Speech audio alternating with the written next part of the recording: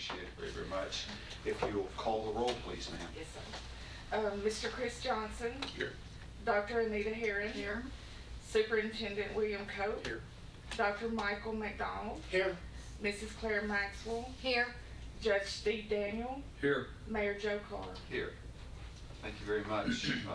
Mr. Vice Chair, have you had a chance to review the minutes of the previous meeting? I have. I've read them and found them in order. Okay. Second. We have a motion and a second. All those in favor of approving the minutes say aye. Aye. Opposed? The ayes have it. The minutes stand approved. Do we have anybody down for public comment, Sandra? No, sir. Thank you. And so we'll go to item 4, open positions. Ms. Duke? All right, as of today's date, we have one full-time male position open for a detention officer, an open teacher position, which could be male or female, and we have a part-time position that can be either male or female. Okay. And also like to share about our other reasons for people to be out: 1 FMLA and 2 intermittent FMLAs, and no leave of absences. And that concludes that. Can you tell us how long these positions have been, the respective positions have been open? And if there is, with regard to the position, a particular difficulty in filling? That would be abnormal. We were full until last week, I believe it was. We had, our teacher did put in a 2-week notice, so we knew that that was coming. Our part-time position put a 2-week notice in, and we knew that was coming. The male position just walked in and handed over his county property and promptly left. Oh, well, there you go. Any reason? He didn't share his reasoning. Okay, well, there you go. Do you do exit interviews do you do exit interviews on occasion or at all? The Human Resources Department does exit interviews. The problem is those that do a 2-week notice, they have a chance to talk to, and the other folks, they may not ever be able to circle back with, but I know they try. Okay, thank you. Any questions for Ms. Duke on open positions? Seeing none, without objection, we'll move to item 5, the data report.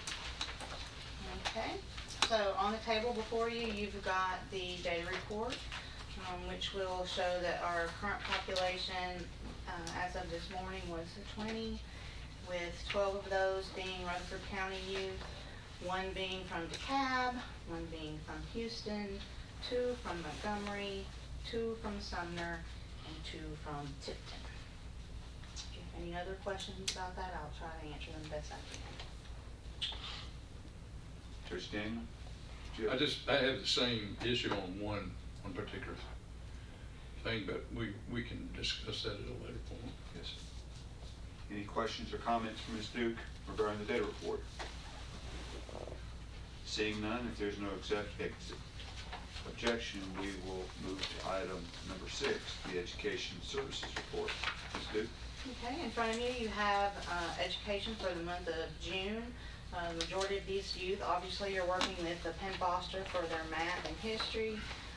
Also have the Discovery K through 12. Just as a reminder, this is the platform that the local Board of Education uses. It is not a charge, there's no charge to the students or to the facility. Additionally, a lot of school systems across the state are also using some of these programs, let's call it, and so that if a child is if that child, even from another county, if their school system uses Ingenuity, then they are capable of continuing with where they left off when they were in their home county. And that concludes that. Questions, comments from Ms. Duke on the Educational Services Report?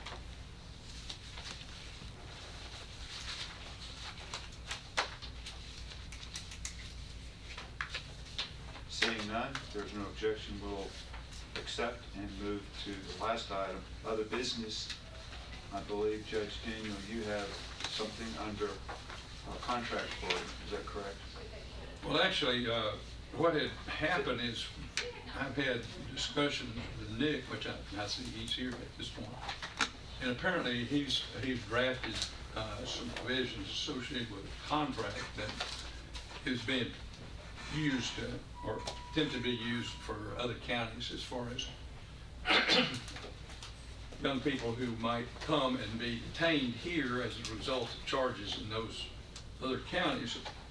That seems to encapsulate some of the things that I'm interested in. I'm interested in the county, of course, and I believe that we are complying with Tennessee Code Annotated 37-1-114 and 116.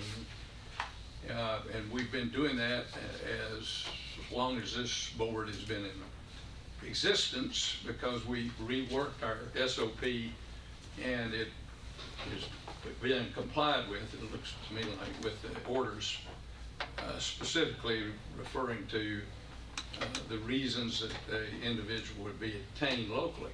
The question then comes about detainees that come to the facility from other counties by way of contract.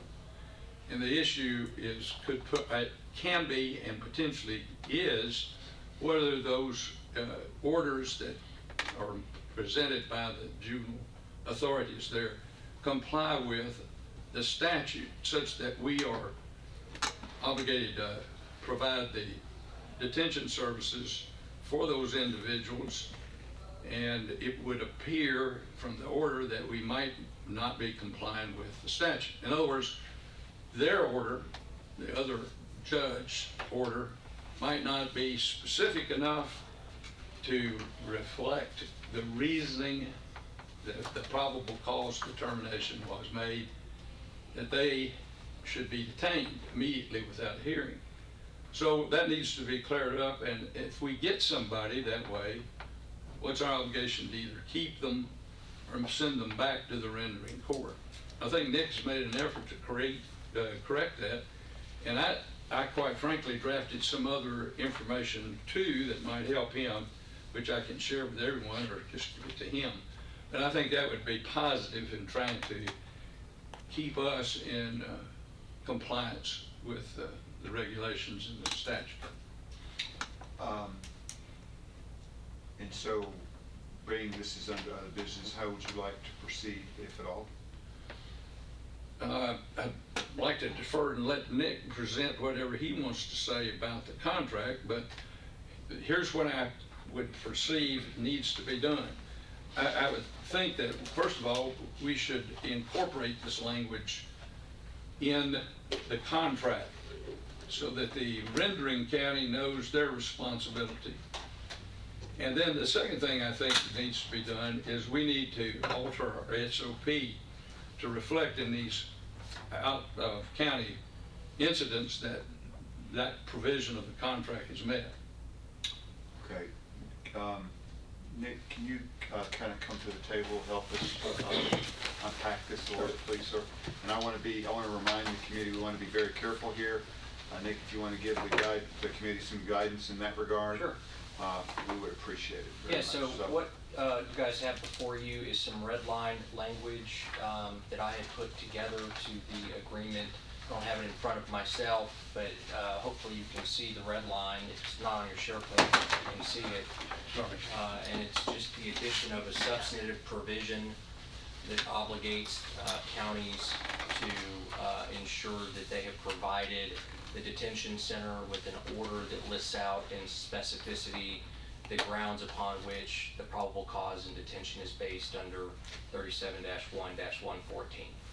You know, the courts are presumed to know the law, and so we hope that the orders that are coming from these judges are predicated upon appropriate probable cause. But be that as it may, this would give us the ability to, one, ensure that they know that they have to give us this order before we'll detain, which we do have orders before we detain. I want to make that abundantly clear, that court orders are in place and are received from these other counties before detention is done. But the second thing that this would allow us to do is, if for whatever reason it doesn't come with an appropriate order, we could decline to detain the individual. So can I ask a question, Joe?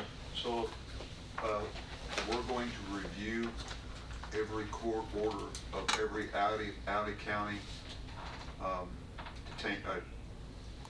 detainee and the... No, sir. I mean, well, that would be a decision for the county, for you all, for the juvenile court judge to find out if there's a process in place where that can be done.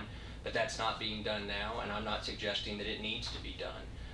All this does is make it known in the contract that an order should come with the juvenile that contains the grounds and specificity necessary under 114. Oh, okay, so along with the juvenile comes the accompanying order for that juvenile. Correct. Okay, and so we are or are not doing that currently? I'm sorry. We are or are not It's doing my it? understanding that an order does come with the child. Okay, so, Have to. but now we're making a requirement, is the We're only... just making it clear that it's required and that we have the grounds to reject. It's shall instead of may. It's yes. In so many words, the answer is yes to your question. Okay, Lynn, did you want to say something? So, Nick and I have had several discussions about this. We have always, from day one, had the youth be accompanied with court orders if they are from out of county. Now, something to think about and for discussion is that the way this contract reads, my particular issue, well, I've got a couple, I don't know if I want to say issues, but a couple things that I wanted to throw out for marination.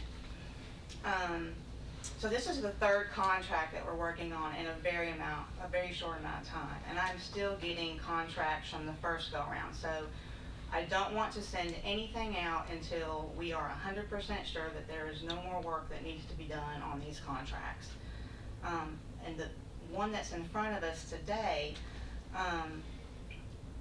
as I read it, the wording is, it still places the responsibility of determining the correctness or the compliance for meeting these TCA codes, which in many people's opinion can already be very muddy, into the hands of county employees who are not lawyers and who do not have access to all of the information regarding the potentially detained youth's prior history or circumstances from those courts. So if you are requiring the order anyway, and there's not been an indication, or it's not been a practice not to require the order, then Judge Daniel, the question I have is, what problem are we solving? Okay, good point, a good question. Under this statute, there are certain things that are pretty clear. I mean, if they're charged with first-degree murder, that's obvious and it's in the statute, for example. There are certain things, though, that the statute alludes to as a basis for the detention, that unless they make some kind of finding, you don't know what reason that the detention takes place. For example, if the detainee was on probation and had a new charge, even if it was one that was not a qualifying charge, a criminal charge under the statute, that perhaps would be a basis for them to be detained. Or if they were a fugitive or some other basis.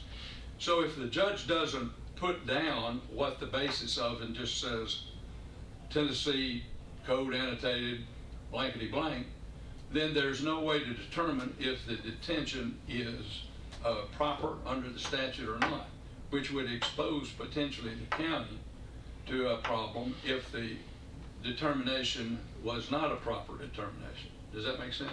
It does. Nick, I want to be very careful here, so you please manage the chair and the committee in this regard. But can we speak in hypotheticals? Sure. Okay. So how is, hypothetically speaking, are we to know if deciding of the code is an adequate or sufficient means for detainee or not? How is that supposed to be done, and who is to make that determination? Is the question to me or? to Yes, him? sir. That's okay. The 'Cause statute. I don't have any idea.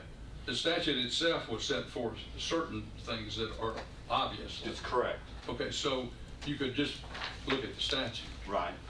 If it's But one I of thought- those items that's the question item, they'd have to set forth the reason in the detention order under the statute that gives rise to there being detention before a hearing.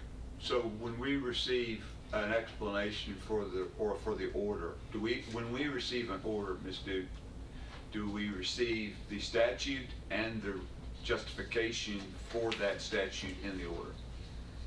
You see what I'm saying? Every juvenile court in the state of Tennessee has different juvenile court orders, and they all read differently. Oh, so there's not a standard here. There is not. More often than not, they reference the TCA code, but there are, as with other things, there's a plethora of, there are part-time judges, there's referees, and there's full-time judges of very large counties. I don't think that any of those judges intend to do something improper, and I believe that if asked, they would all say that their court orders are legal and valid. Mr. Christensen, if there is a improper order that accompanies a juvenile from out of county, and we incarcerate or detain that individual from Tipton County, as an example, does the county have liability if in fact it is found that that juvenile was improperly detained? I think that there is the potential for exposure. Now, whether to say it's great, I can't say that. Sure. That it's great, because we've had many years where there haven't been any issues. And Have we had, in the history of the Rutherford County Juvenile Detention Center, have we ever had an occasion where a out-of-county order was challenged on its merits and a juvenile was improperly detained? Not that I can recall. Now, of course, whether one of those was enveloped in whatever the class action lawsuit was about from many years Sure. ago, but on the narrowed question there, no. While we would have legal arguments and defenses, I'm not so sure that it would be foolproof to hide behind the order that is attendant to the juvenile. With that said, it is an order, and it's better than not having an order. Sure, absolutely. And prior custom may have had it might have been different protocols, but now we require orders. And so to second guess a judge's specific findings from a different county is very difficult, if not impossible, because I'm not Ms. Duke, and I don't work in her office. I'm not Judge Lampley, I don't work in his office. But to have somebody who is a competent individual and lawyer or some sort of legal background, not only just review the content of orders, but if there is additional inquiry that one feels need to be made, and having to contact the out-of-county courts and the judges to question or ask why this person's detained, or what the findings of the judge really were, or if there were other competing evidence that was presented at the hearing that may not have justified the judge's order, that seems to be improbable to me. But prior to the rewriting of the SOP, which this committee began undertaking almost 2 years ago, was it accurate to say, Ms. Duke, that we received juveniles from out of the county without an accompanying order, or not? No, we always had it. There was always an order. Now, not all orders had reference to the particular statute, but in most cases it was, but not in all cases. Correct. Do we now, as part of our SOP, do we make any requirements in the current SOP as to what constitutes for us an order to detain a juvenile from outside the county? No, I think that's what is being, that this new wording in the contract is hoping to do, and I have no issues with Right. that. Is that where you're headed, Judge? Yeah, I would want the SOP to reflect what we're trying to do. However, I still believe that there should be someone beyond I think that the person who reviews the paperwork ought to have a law degree. Otherwise, what's the point? So who reviews the order now? If it is a court order from an established county with an established judge that says to be or shall be detained, and whatever that county's wording is, we consider it legal and valid. Okay. Is there any reason not to? I mean, there would be no reason not to assume that, would it? Not for us. Okay, that's what I'm saying. Okay, and in the instances, where you don't believe that's the case, what do we do then with regard to reviewing the order or the merits of the order? The only example that I can give of anything that might be close to that is if you have a lead YSO in a county and the judge is out of town and the YSO tries to create something, and then we say, this is not a legal, valid court order from your juvenile judge, and this won't work. It's not acceptable. Right. But I shared with the county attorney's office maybe 10 to 15 different court orders from the counties that use us consistently, and let him take a look at those to see what we have been getting, and some of them he was pleased with and some of them he thought could be tweaked. But he also didn't have access to the rest of the information from the juvenile court. Please. This is a common problem statewide in that there is no uniform order. And it might be that we could, with the assistance of Judge Lampley, his magistrates, and legal counsel, cobble together what we would think is a acceptable order, where they could make check marks and make a determination to simplify this, so that we know the reason that they are making the determination that there is probable cause that this person should be detained. That might be one way to do it, to assist in these determinations. But for example, you get somebody inexperienced, and a juvenile is considered to be in violation of writing a bad check. That wouldn't qualify under Tennessee Code 37-1-114 for immediate detention prior to hearing. If something like that comes in here, I don't think that we need to be detaining them. Does that make sense? It makes perfect sense. Nick, have you reviewed our contracts with other counties, are they uniform? Yes. Is there a clause in the contracts that allow Rutherford County to not accept a detainee from a county that has a contract with Rutherford County? I'm sorry, I don't understand your question. Can we not accept a detainee from a contracted county? Under the current iteration, I don't have it in front of me because what you got here is the revised version, so I'm not sure. Right. We can refuse Right. out-of-county kids That's for what I- any reason. Okay, that's in the so you can Yes. refuse with a contracted, so we're not obligated to accept. Okay, No, we're not. that's what I wanted to know, thank you.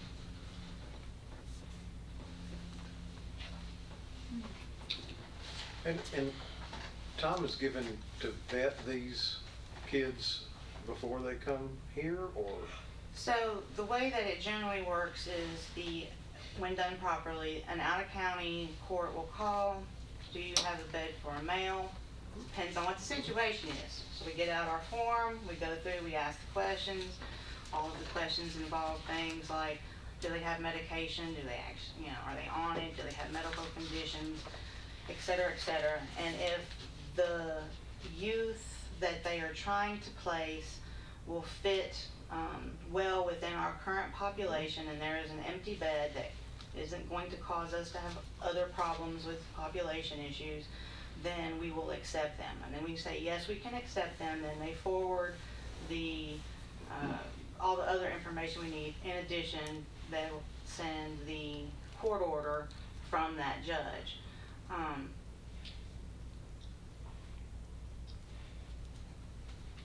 I don't, I understand the issues that are being brought up, and I understand why, but I think that you either have to accept that the judge has a legal and valid court order, or you just don't take kids from out of county. And I think it's that black and white. Lynn, isn't there a uniform system that is trying to get on board throughout the state called Quest? There is a computer system that some courts are using. It is a probation tailored system. The problem with Quest is that there are as many people who love Quest and that it has its place in their casework system.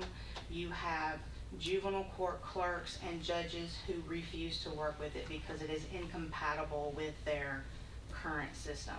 There are small counties that couldn't even make it work, like Cannon County. There are large counties that don't like it, like Knoxville.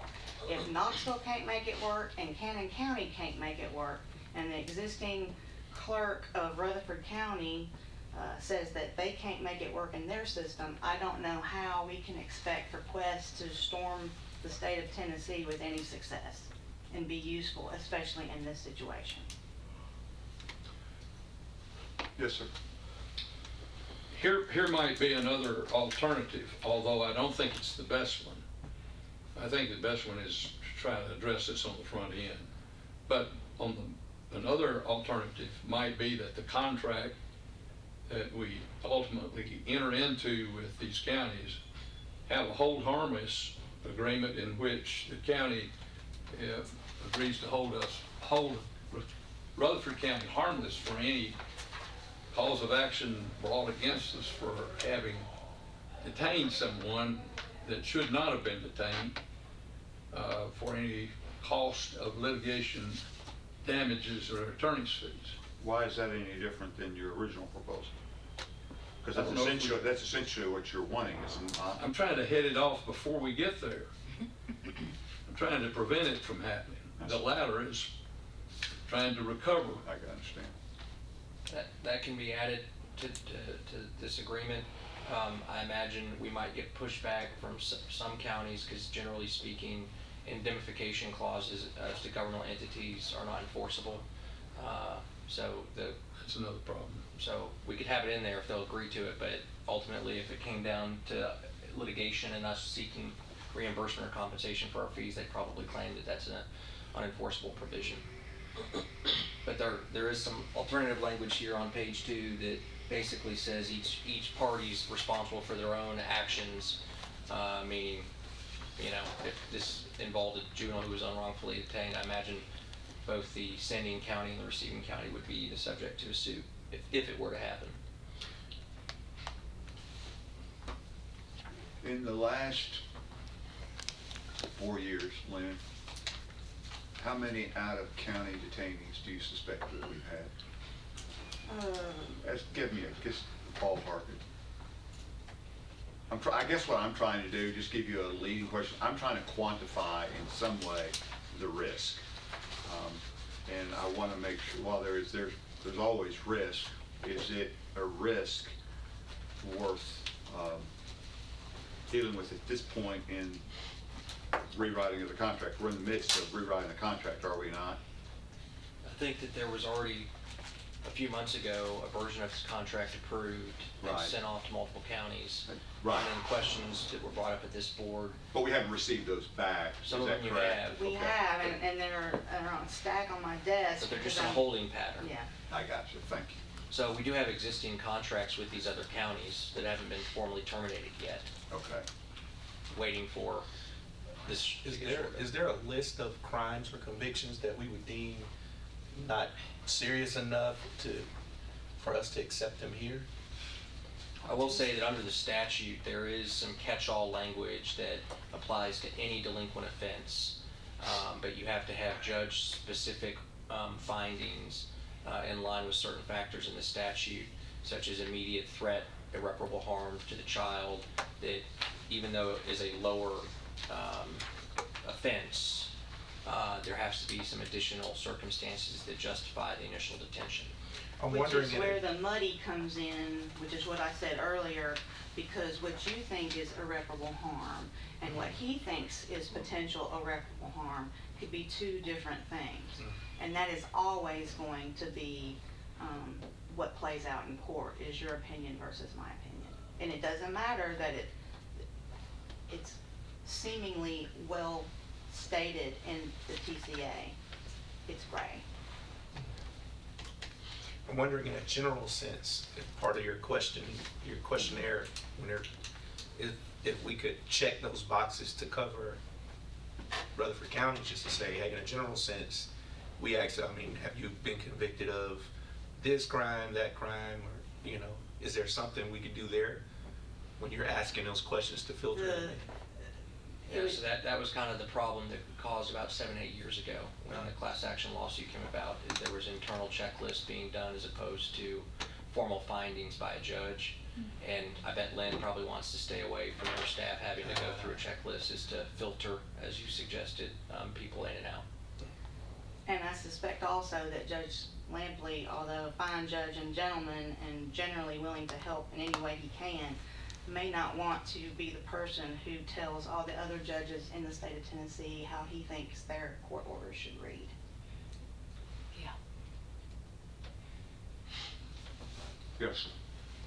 The interesting thing about it is these other judges in other counties, they're wanting to use our county because we have the facility, because they don't have the facility and they don't want to go to the expense of their taxpayers paying for it.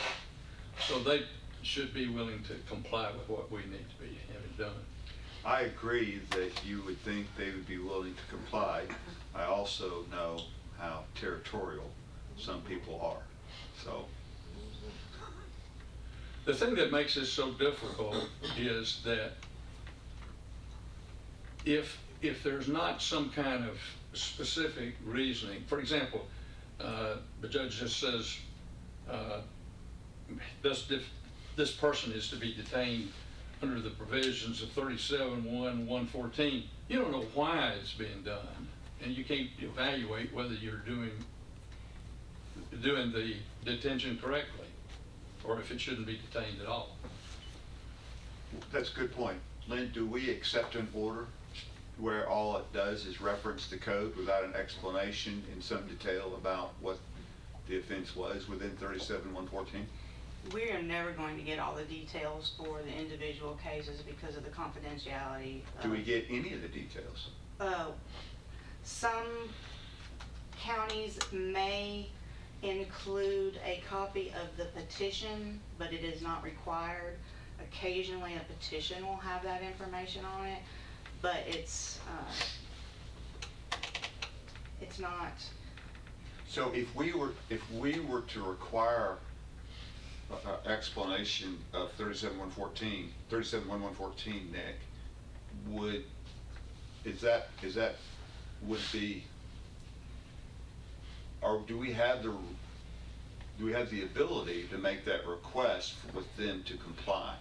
I think you could certainly ask them to comport with some sort of form order, which is what this does. It's what it does. Okay. But there's a back-end resource logistical thing that you have to consider, which is, are you going to have anybody review all those and determine whether or not they comply? Right. And that's what I was suggesting is a lot more difficult question for you. And again, for me, that kind of goes into a risk exposure analysis of how frequent is it do we have the possibility that someone is detained on a lower, lesser offense, and are we just going to rely on the court order that comes attendant from the juvenile court judge? You bring up an excellent point. So let's assume that we institute a process where we have somebody with or without a law degree, makes no difference to me. Let's say they got a law degree, and they're reviewing these court orders to determine whether or not that particular detainee with the accompanying court order is indeed, should be detained by Rutherford County. What happens if they make a mistake? That's a possibility if they were. So, I mean, so we've taken the responsibility from the judge in Tipton County or whatever county it is, and we've moved that responsibility here, have we not? In certain ways you have, yes. Most of the statutory means by which a juvenile can be detained are fairly cut and dry. If you look at the statute, there's only about one or two sections that I think are up for interpretation, and that's where the judge is supposed to make some findings. And so that's where, you know, if this county is going to be a host county for juveniles, you kind of have to in some ways measure the risk of relying on these out-of-court orders against the risk that there's going to be a juvenile that's unlawfully detained. But if we, I'm trying to get this straight in my head. If we put in a process where we evaluate the court order from a judge, and we determine that the court order is or is not valid, have we not accepted, have we not moved that risk Let's say from in the your judge to hypothetical- Rutherford County? Let's say, well, I do think ultimately a plaintiff's lawyer is going to sue anybody who touched the thing. I'm sorry? I said, in your hypothetical, I think that a plaintiff's lawyer would sue anybody who's touched the thing. Okay. But by implementing additional hands from our county on it, there's just additional facts from which liability can stem from. In your hypothetical, where liability would come from is that the detention is not otherwise lawful in compliance with the statute. We've reviewed it, and we also missed it. Right, Because if we caught it, it would be rejected, and we Right. wouldn't take the child. right. I don't know how often that even happens. I mean, I know a lot of the orders that Ms. Duke provided me, they were for more serious crimes, murders and rapes. That's pretty easy there. Yes, sir. I don't think simply because we took the precaution of trying to do the right thing, that we will have absolved the person who did the wrong thing in making the original order. I mean, there may be some comparative fault, but the fault lies with the person who issued the order for detention that was not a valid basis. Does that make sense? It makes perfect sense, but, and not to be argumentative, but I go back to Ms. Duke, when, you know, what is the right thing for one judge may be different to another judge, and now we're getting involved in that without a clear standard as to what the right thing and wrong. It's clear that murder and rape are the wrong thing, but now we're not talking about those instances. We're talking about those cases or instances where reasonable men and women can disagree. And that's what we're talking about. And I don't know how we end up effectively being as good a referee or even a better referee in determining that than the original court order. I don't know how we can solve that problem when good people can respectfully disagree on when a child should or should not be detained for a lesser charge. I just don't know. And that's what I'm trying to solve in my mind. So we are on, All we need to do, I think, is we are asking the rendering court to make a finding. It's their finding. If they make a finding that complies with the statute, we have no problem. So does the language here do that, Judge, that's been added? I think that's a real good stab at it. I didn't realize you had done that, and I It's in did the some red. too. Here's one for you. But I think that's very close to it. Because you say specific grounds upon which the detention of such a juvenile is secured is based under the statute. I think that's right. And then it goes on to say that if the center will not detain any juvenile unless county presents said court order to the center in compliance with this section prior to the detention of any said juvenile. Yeah. I agree with that. I think that does it. So Nick, Judge, do you all, in your opinion, you think this fixes the quote-unquote problem? It goes a long ways to trying to put the responsibility on the rendering court to make that determination and not on us. It is still on us because the center in compliance with it section 2 prior to any detention of juvenile. That's where we're back to, you know. Somebody would have to look at it. Juvenile too. detention center employees making a. Can I just say something though? I mean, this is just a contract that's being sent out. This isn't an internal policy that we're setting and saying that we're going to do this. This gives us the option to do it. It doesn't say that we have to do it. It gives us the option to reject a child from being detained if for whatever reason the county believes that they don't have a lawful court order. We are already in a position to do that. But adding this, does that burden your staff? I think it's even more burdensome now than it was before because in the world that we currently work under, an elected juvenile judge knows his court, he knows his citizens, he knows the law, he creates his legal and valid court order and gives us a copy of it and we file it. At this point, it's saying that we should be, based on this language, making sure that it's correct or compliant, and then and if we find that it's not, we just don't take the kid. Well, I mean, I don't want to. Could omit the second to last sentence. Feel more comfortable with that. Yes.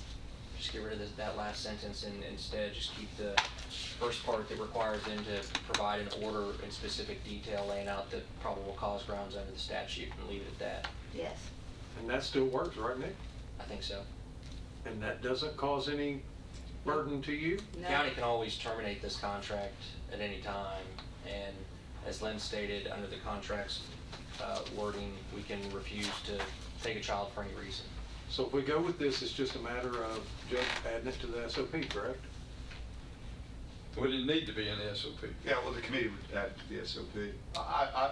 There's an outstanding question here, and it's one that Lynn brought up, and if Lynn's fine with it, and Nick's fine with it, and the judge is fine with it, I guess I'm okay with it, but I still don't like the idea of, and I don't like to opine, but the timing of changing the contracts again. And if we're not completely satisfied with this provision of updating the contract, and we're gonna revisit this in 2 to 3 months, and we're gonna do it again, I'm not interested in constantly updating a contract when we're sure that we got a contract that we've got in place for the foreseeable future. If we think we're gonna revisit this in 2 to 3 months, I'd suggest we get it all done at once, we get it right, if that's what we're going to do, but let's not piecemeal this with the outside counties, because we're sitting a contract out, right, Lynn? That is, you've already got on your desk. I have 2 different versions on my desk. Yeah, and so now we're coming up with a third, and in 2 or 3 months, we're gonna come up with a fourth,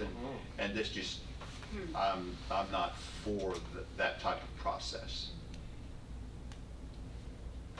So if this is the best and last stab at it, maybe, but if we've got some more work to do on it, and we're gonna come out with another one in September or October or November, then I'm not sure I can, I'm just soon get it right all at once and pick a better time to do that.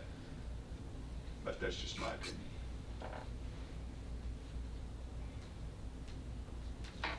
Is there any language in the contract that says once a child is accepted and say he or she is deemed that they are no longer a fit for us, then you can now have the authority to remove? That's not. That is our policy. Okay. And that has never been an issue with having counties come and collect the kids whenever there is an issue.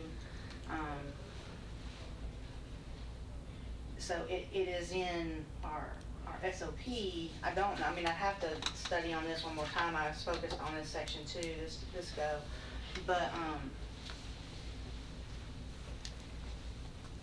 I'm just like hypothetically, if a child incites, say, riot or, There's a provision in here that says the county shall, upon notification by the center, remove any juvenile placed by the county in the center if said juvenile becomes unruly or poses a threat to any employees or other juveniles at the center. okay, where is that? That's on the second Oh, second page. Second paragraph. Okay, right, okay. That's good, I'm sorry, I didn't answer the question.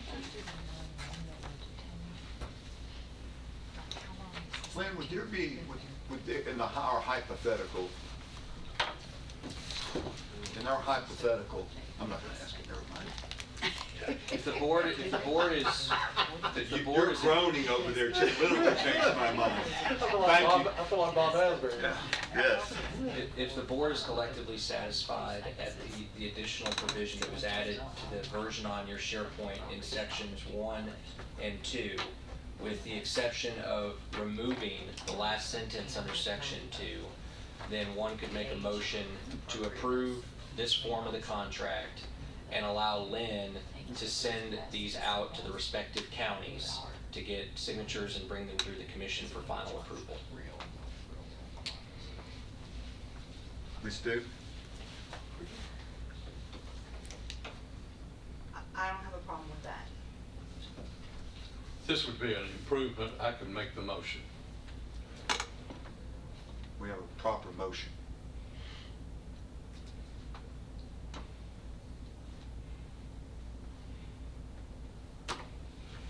Second. You just barely got it in there. I was fixing to say, motion fails for a proper second. Have, discussion. You're okay with it, right? Discussion. okay? I want to hear from Ms. Duke. Better than the other one you got. Yeah, I want to hear from Ms. Duke Okay, before we so yes, proceed. this is better, I'm okay with this. I can tell you from experience, the last time we had a major change in the way the Juvenile Detention Center worked with other agencies, specifically law enforcement agencies, what ended up happening was we would have representatives from those agencies call and say, this is what we're trying to do. Is that okay? Does this look good to you? And then I would have to say, you need to talk to your county attorney and do whatever your policies tell you to do. And so nobody knew what to do. Could you transfer it to Nick's personal phone? So if that doesn't happen, it won't be a problem. When I have, in the event that I have counties or YSOs or representatives call and say, is this what you're looking for? I just have to refer them back to their county attorney. And that's okay, I don't mind doing But I mean, that. don't we all do that on a regular basis? When we're taking other, We haven't had to yet, but I guess it's a new day, so I can't. I don't have a problem saying those things. I just know that, you know, there was so many questions several years ago about how do we make this happen? What do we do? Can we come there? Can we not come there? And all we could say is, just need to. So when they're getting ready to put people in our facility, they always call you, there's nothing we send out to them? Well, they call the facility, and my highest ranking employee on duty takes that phone call. Okay. And then we, you know, if we have a bed and we think it might work, we start asking our usual questions. But those are going to be medical and charge related, stuff like that. I have one final question, if I can, since we're in discussion. We have a proper motion in a second. Is there urgency to this? Is there a sense of urgency? In my opinion, there is.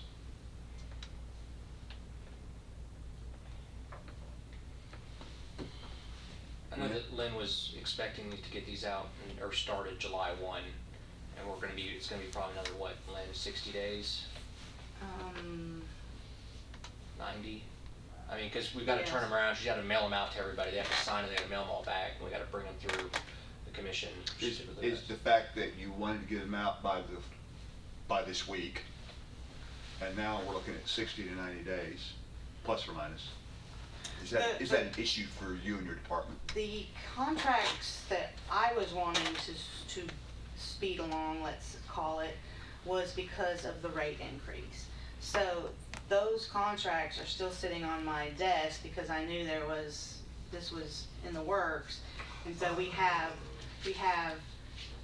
counties who are waiting to receive their signed versions back, but there's no point in even taking that to the commission if this comes immediately after. So I am at this point wondering if we should stick at 175 or roll to 200 if those haven't been signed on yet.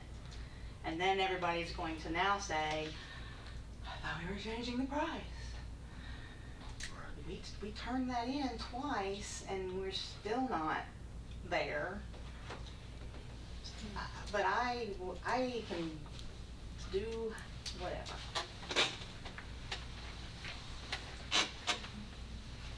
We have a motion and a second. Do we have any further discussion?